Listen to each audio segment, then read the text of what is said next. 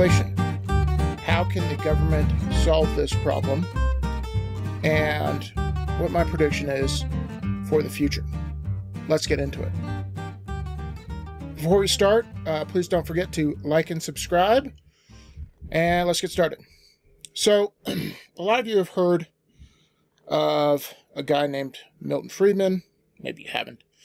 I haven't really heard of him much other than school. And I started reading his work after 2020, and it makes a lot of logical sense. The cool thing about economics, especially macroeconomics, it makes a lot more sense if you apply common sense. When people start to apply graduate theories, and you can turn money, you can make money from unicorn farts and all this stuff that Keynesian economists talk about, your average person kind of turns their brain off because it doesn't make a lot of sense. But one of the things Milton Friedman says, he didn't believe in what was called cost push inflation. What cost push inflation, for example, would be gas goes up, gas is used for transportation, therefore anything that uses transportation is going to go up in price. He believed that anywhere and everywhere, inflation is a monetary phenomenon. What did he mean by that? It means that inflation is caused by an increased money supply. And if you think about it, it makes a lot more sense. Because let's say in the free market, something goes up in cost. More people, or I should say less people, are going to buy that item. Because as it goes more and more up, as the price increases, less and less people can afford it. However, if the price increases and everyone has more money, actually people can afford it until that it has to reset, obviously.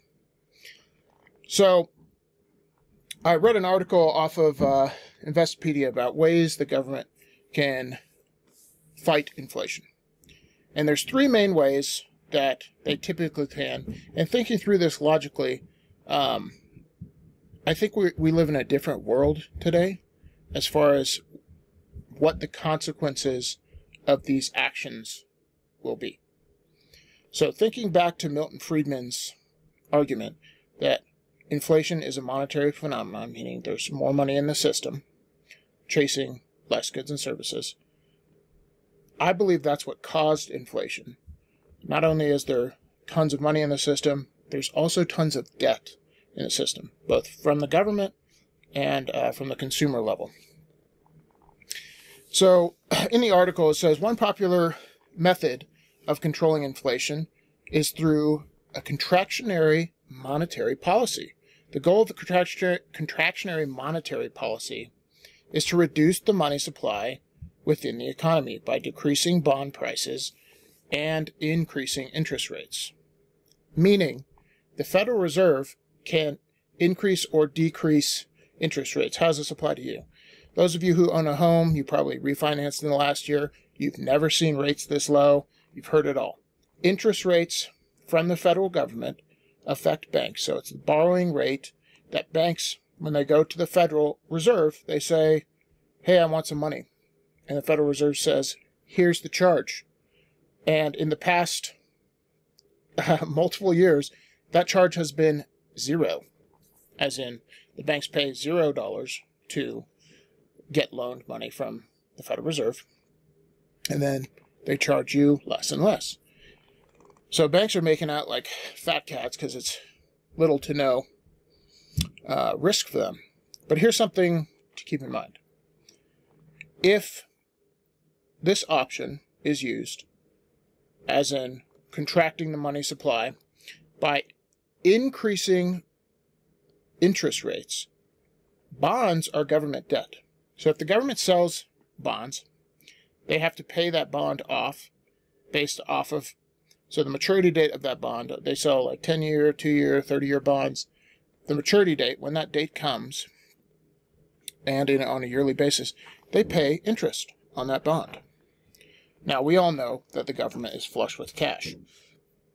However, the debts they have in the system, $30 trillion worth, if interest rates start to go up on that, if the government budget is this, and this much of it is debt, then it's going to start to eat into the rest of the government budget. See what I'm saying? So the actual interest on the debt alone, not even taking out more interest, and then that produces this cycle where the government has to take out more interest to pay the debt on the interest they already have, and therefore it's more interest. It's not good. So you got to think about, from a politician's perspective, that's not I'm not saying it's not viable if inflation gets bad enough, but it is real unpopular because it's going to cause a recession because there is so much debt in the system. Second tool they have is to increase reserve requirements. So a lot of people don't realize that when the Federal Reserve is creating money, they don't actually create money. They create the ability to borrow for your average bank. So Chase Bank, JP Morgan, etc. Those banks can go to the Federal Reserve, and interest rates are only the cost of borrowing money. And like I said before, the interest rate's zero.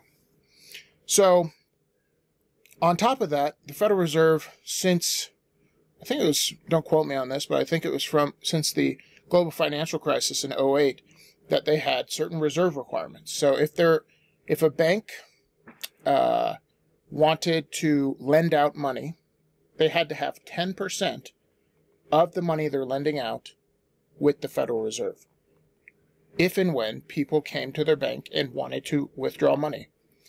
You've all probably experienced going to an actual physical brick-and-mortar bank if you ever had to buy a car or a high-priced item, and you said, hey, I'd like to withdraw $20,000, whatever that amount is. For me, with my Lamborghini, that would be $250, right? But you've all experienced going to that bank and asking for a large sum of money, and they look at you cross-eyed. And you might look at them cross-eyed, like, okay, I put the money in here. It's my money, right? That's where you're wrong. It isn't your money anymore. The bank now owns it, and they will repay it. But they give loans against the money that you give them. So right now, the reserve requirement for banks in the United States is 0. The Federal Reserve changed that rule from 10 to 0 when COVID happened because they wanted to increase money because they were scared of a deflationary crisis, meaning everyone's staying at home, every business is going to have to close their doors, therefore no one's selling anything, therefore Great Depression 2.0. So what did they do? Lower reserve requirements, pump money into the system, hoping that a depression wouldn't happen. And now we are starting to see the consequences of that. So, yes, they can start, essentially what increasing those reserve requirements would do is not allow banks to loan out as much money, essentially. If they're not loaning as much money, there's not as much money in the system. So you've got to think about consumer price inflation. Cars, clothes, food is from your average individual getting more money, as in you and me. It's not necessarily from banks having easier borrowing, even though that is a consequence of easier borrowing as they lend out more. But the money has to be in the average person's hands, is what I'm saying, for inflation, consumer price inflation to happen.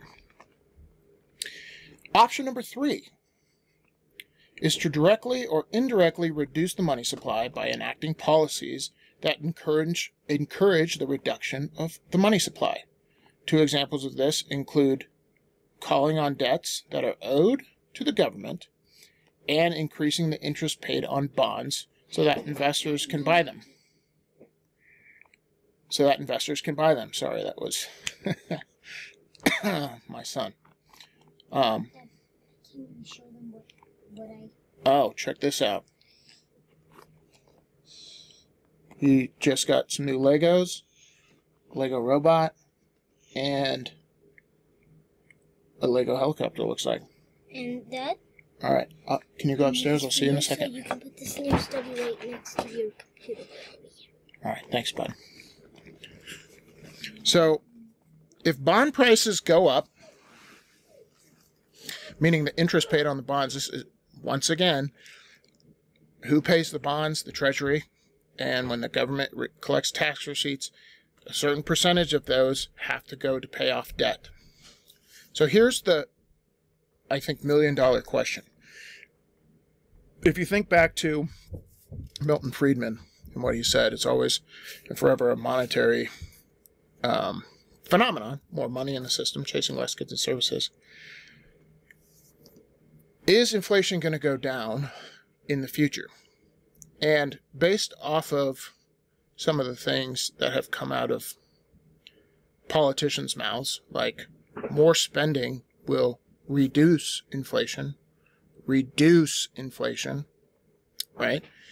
I don't see this turning around anytime soon, because people are going to get angry and more angry as inflation rises.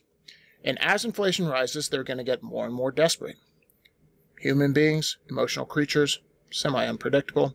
But typically, they go clamoring to the government and say, fix this problem, fix this problem.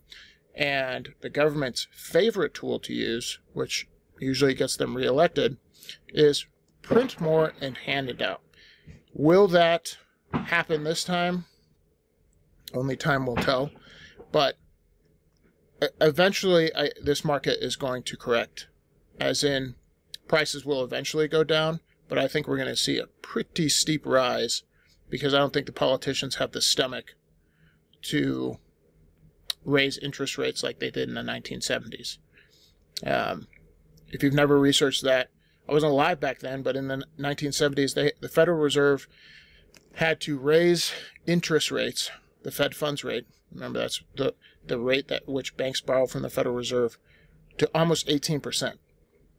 And so if banks are borrowing from the Federal Reserve at 18%, imagine having a home mortgage at 21, 22%. Imagine what that would be like. What would it do to housing?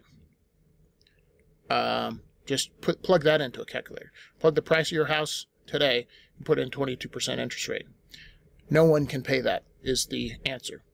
So housing prices would go way down, consumption would go way down, and we'd have a forced recession from the Federal Reserve. It's happening one way or another, whether they implement higher interest rates or not. This correction is going to happen. Thanks for watching. More videos to come, and please like and subscribe. Take care.